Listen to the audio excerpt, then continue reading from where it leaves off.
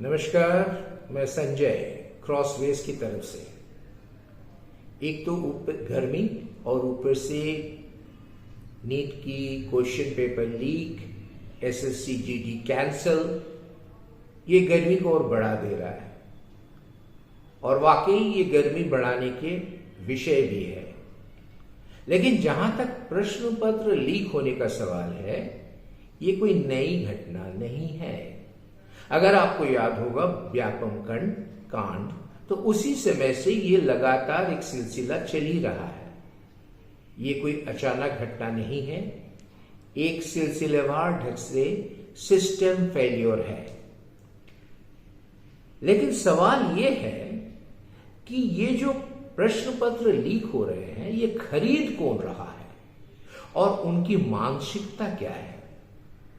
खरीद वे लोग रहे हैं जो ये समझ रहे हैं, ये चाह रहे हैं कि उनके बच्चे जो है बिना मेहनत के डॉक्टर बन जाए।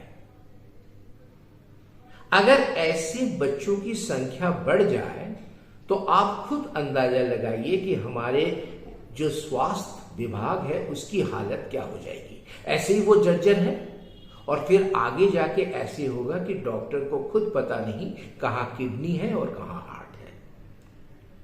लेकिन क्या ये मानसिकता अचानक टपक पड़ा? नहीं, ये मानसिकता हमारे अब जो अंदर इस कदर बस गया है कि हर परीक्षा में ये दिखता है। आप स्कूल की परीक्षा में देखें, जो छात्र स्कूल टीचर के पास पढ़ते हैं उसे पहले ही थोड़ा बहुत सवाल बता दिया जाता है ताकि उसको मार्क्स ज्यादा मिले। आप भी खुश हो जाते हैं क्योंकि आपका पैरामीटर क्या है बच्चे का समझदारी को समझने के लिए। आप देखते हैं मार्क्स क्या मिला, मार्क्स अच्छा मिल गया, खुश हो गए। उसी तरह अगर कॉलेज में है तो कॉलेज में आपने क्या देखा, 10 क्वेश्चन का गेस, पूरे इतिहास, प्राचीन इतिहास, मध्यकालीन इतिहास, आधुनिक इतिहास, सबके 10-10 क्वेश्चन आपने पढ़ लिया, आपने रट लिया, आपने उल्टी कर दिया, आपको मार्क्स मिल गया, आपकी कहानी खत्म।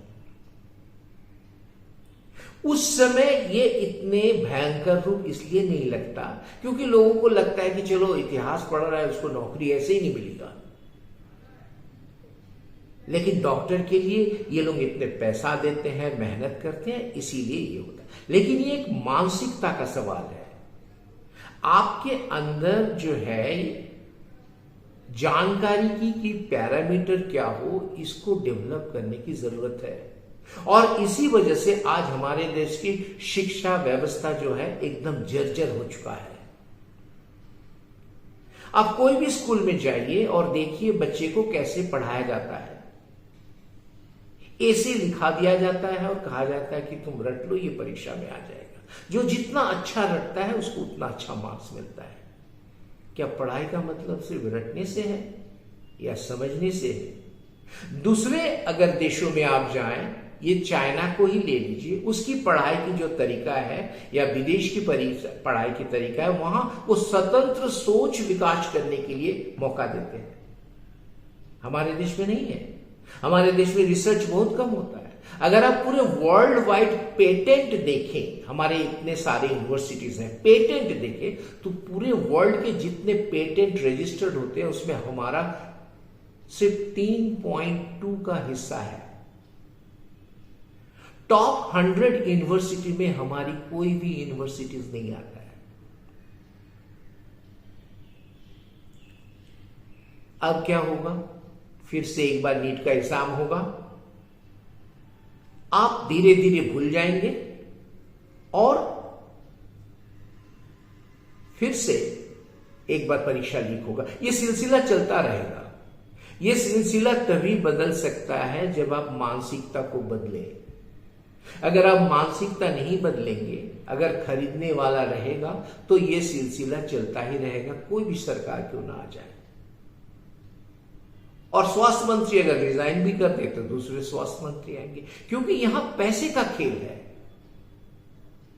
अब सोचिए, जो लड़का 10 लाख रुपया देके क्वेश्चन पेपर खरीद के भी वो पूरे मार्क्स नहीं ला पा रहा है, वो कैसे 5 साल ये डॉक्टर की पढ़ाई पढ़ेगा और आगे बढ़ेगा। इसलिए आपको ये सवाल करने की जरूरत है अभी कि आपके बच्चा जो पढ़ रहा है, सीख रहा है, ये इसकी आधार क्या है, ये नापने का तरीका क्या है? सिर्फ मार्क्स है या उसके स्वतंत्र सोच में है, वो इंडिपेंडेंटली सोच सकता है कि नहीं, इस पर है।